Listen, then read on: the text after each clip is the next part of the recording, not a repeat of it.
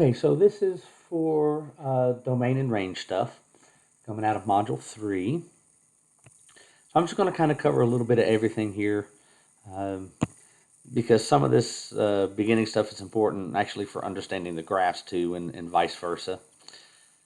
So keep in mind, any function that we have is nothing more than a whole bunch of ordered pairs, okay?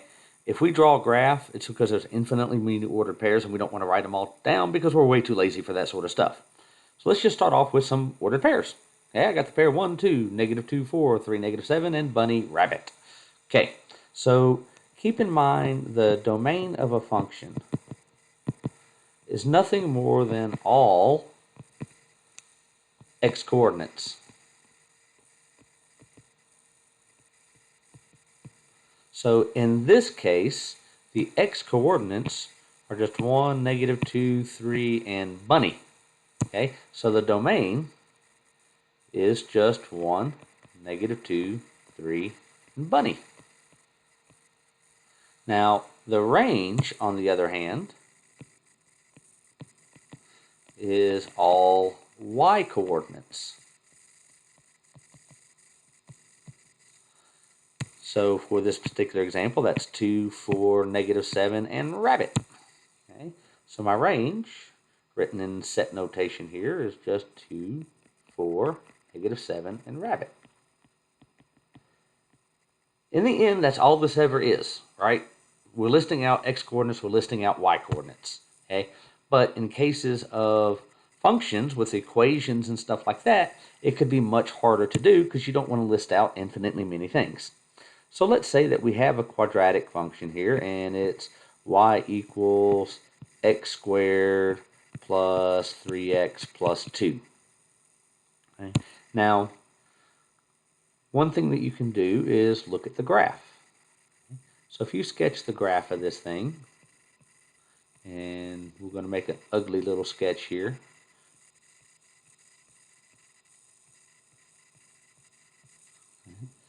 The first thing to note is I'm just going to go ahead and just do all this all by scratch is we need to find a vertex so we can find the low point. We can need to find the x-intercepts, stuff like that.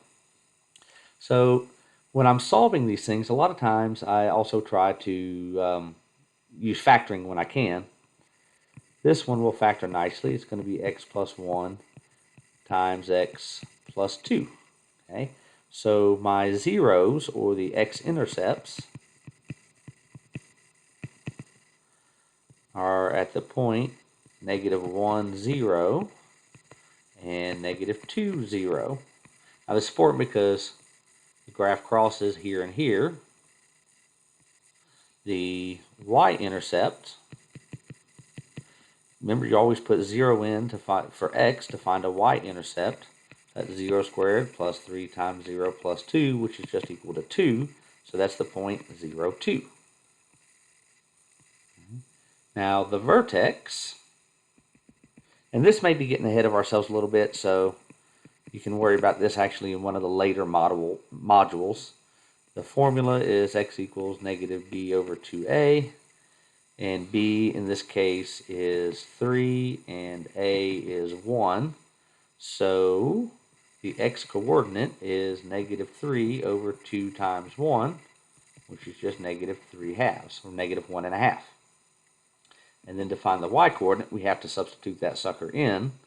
So -3 halves squared, okay, plus 3 times -3 halves plus 2. So that's 9/4 minus 9 halves plus 2, and I got to get a common denominator, which is 4. 18 over 4 plus 8 over 4. So -9, so that's a -1/4. So right up in here. And then, so my graph is going to look something like that. All right, so all the quadratic functions look like this. Okay, however you decide to graph them, whatever. So the domain, remember, is all the x coordinates. Now, what I do is I think about a pencil laying on the piece of paper. And when I'm looking at the domain, I'll lay that pencil vertically. Okay, so let's pretend this is my pencil. Okay, and then I move the pencil from left to right and see where does my pencil touch the graph. Because if the pencil's touching the graph, that x-coordinate is part of the graph, wherever it crosses on that x-axis. Now those little arrows indicate that it keeps moving on the graph forever and forever over in this direction, forever and forever in that direction. Okay? So no matter where I put the pencil, as I move it across the graph, this way, boom, boom, boom, boom, boom, boom, boom, it's always going to be touching the graph somewhere. So that means the domain is all real numbers, and as an interval, it's negative infinity to infinity. Okay? Now, the other way to look at it is just to kind of think about the equation a little bit. Domain is any number that you can substitute in. What did I do? Any number that you can substitute into your equation. Okay? Now, is there any number that you could substitute in for x and it'd be bad, all right, that you can't do? So that's usually what I think about with domain, is trying to rule things out. I can square any number that you give me. I can multiply by 3 any number that you give me, because remember, I'm thinking about the x's.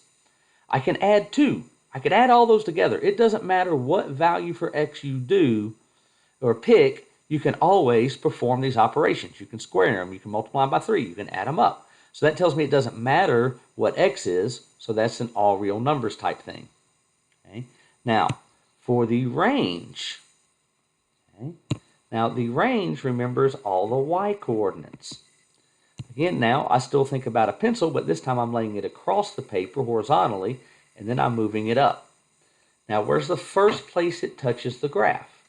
Well, the first place it touches the graph here is at that vertex, and that y coordinate was what, negative 1/4, wasn't it? Is that what it was? Yeah, negative 1/4. Whoop, get back here. So the first place it touches is negative 1/4. Now, as I continue moving my pencil up this graph, it's always going to be touching the graph. Okay? And it'll touch it forever at this point. So that's going to go all the way up to infinity. Now, other types of graphs equations we might come by is a rational function. And this one is much easier just to look at the equation. So maybe my function is 3x over x plus 1 times x plus 2. Okay. Now, this big old thing is nothing more than an evil fraction, right? And we all know that the one rule with fractions is no zero in denominator, because we cannot divide by 0. No dividing by 0. So the only thing we have to rule out is we have to look at this denominator and look at each factor down here and see what will give me a 0. So if x plus 1 equals 0, that would mean x is a negative 1, because we subtract 1 from both sides, right? So we have to throw that out. And x plus 2, if that's equal to 0, then x will be a negative 2. So we have to throw that out. So the domain, I can spell that right, is all real numbers except x equals negative 2 and negative 1. We have to throw those out. Now, in an interval notation, we could draw a little graph, and sometimes the graph helps a lot with interval notation, if you ask me. Okay? So I'm just going to look at the number line. Okay? Now, the only thing we have to rule out is we're not allowed to have a negative 2, we're not allowed to have a negative 1, but we can have all the rest of the stuff, right? So everything on my little blue line is part of the domain. Okay? And we just have little holes for the 2 numbers we're not allowed to have. So as I read across that graph, and I always go from left to right, that arrow continues pointing to the left, So I know that's going to be a negative infinity. Now the first place it stops is right here where we get to a negative 2, and it does not include that, so we use a parentheses. Then the graph picks up again at the negative 2. We just skipped that one little part. We just skipped that number, and then it goes all the way to a negative 1. Okay. And then at negative 1, we have another break. Okay. So we have to stop at negative 1. We don't include it, so we have the parentheses. And then it picks up for 1 and continues to the right all forever. So we just put these u's in between for a union. So that's my domain, everything except for those two. Now, we could use the set builder notation, which would be actually a little easier in this case. Okay, and you'll see that in the textbook. And this is all x such that. And this is how you read it. It's just a shorthand notation. It says all x. This line means such that. And then you go on to describe what it is. X is a real number. Okay, however you want to write that. Okay. And x is not equal to negative 2 or negative 1. Okay.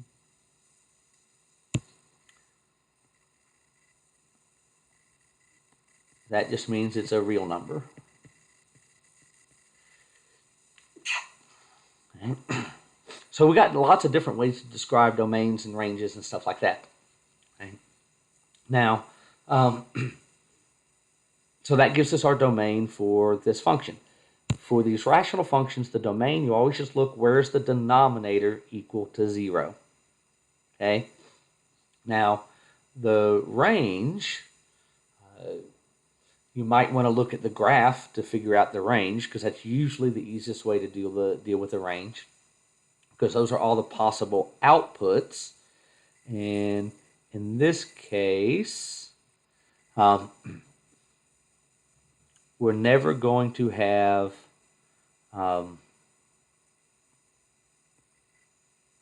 what? So we look at the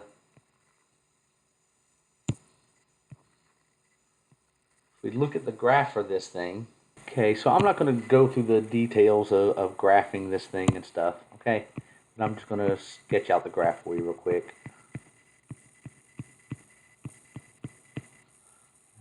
So we have here, comes up, kind of has this little lump thing here, but the top of this lump is actually at 1/2. Okay, so it's the point like 1.4 and 0.5. Okay, just so we have a reference to do. So the range, remember, start with your pencil at the bottom of the page and go up, and it's always going to be hitting that sucker. Okay, so we're going to start at negative infinity, and as we go up, the last place it will touch is here at 1/2. And then everything above that, it'll never touch the graph again. So the range is from negative infinity to 1/2. Most of the time, I really believe the range, it's easier to see for now. Just look at the graphs. Okay, and just remember, you want to go from top to bottom. Now, the radical functions are things that look like this, okay, where they have a square root involved. Now, keep in mind, whatever is under the square root, okay, can't be negative. Because we're not allowed to do the negative, the square root of a negative number. So the domain for these, you just want that to be bigger than or equal to 0. So it's just easy to set up that inequality and say that's bigger than or equal to 0. And we solve that, so 2x is greater than or equal to negative 6. We'll divide both sides by 2, so x has to be greater than or equal to 3. That's our domain. Okay. So nice and simple. Set whatever is underneath of the radical greater than or equal to 0 and solve. Okay. And again, I might take a look at the graph to see what's going on with this thing. So let's see, 2x plus 6.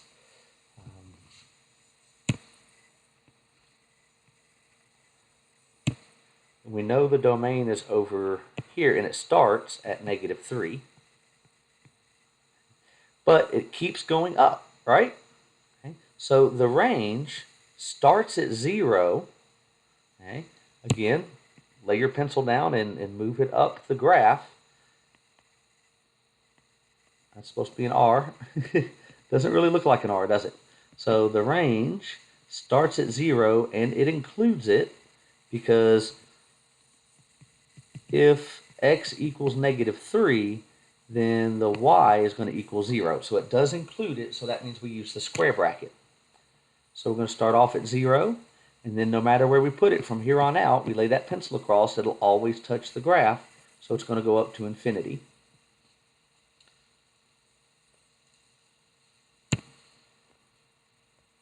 Okay, now, on to some of the easier stuff. So we're looking at the graphs, okay, and let's just look at interval notation stuff for graphs. We might have, something that looks like this, okay? So keep in mind, for a domain, looking at x coordinates, so I'm laying my pencil this way. Okay. Now, you know what, let me change this a little bit. Let me put a dot there, not an arrow. So with a domain, as we move this pencil across the graph, the first place it touches is right here. Okay, so that's 1, 2, 3, 4. So that means it starts at -4. I'm having some issues here. So it starts at -4, and it includes it, and that because I have that circle filled in. It's a dot, not a circle, right? So that means it includes it, so we have the square bracket. And now, no matter where I put my pencil, it will always be touching the graph, so it goes to infinity. Okay. The range for this thing is, let me erase these, goes from bottom to top. So I lay my pencil down at the bottom and I move the pencil up the graph. The first place it touches is right here. So that's at -3, and it includes it.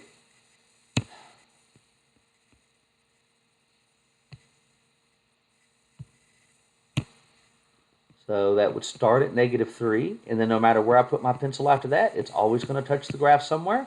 So it goes up to infinity. Maybe another funny one that has some like little breaks in it. We might have a graph. Hold on, that's not even a function. It wouldn't pass the vertical line test. So dot, little circle there, and then dot, little circle there. Okay, so let's say my graph looks like this, and we want to consider the domain again.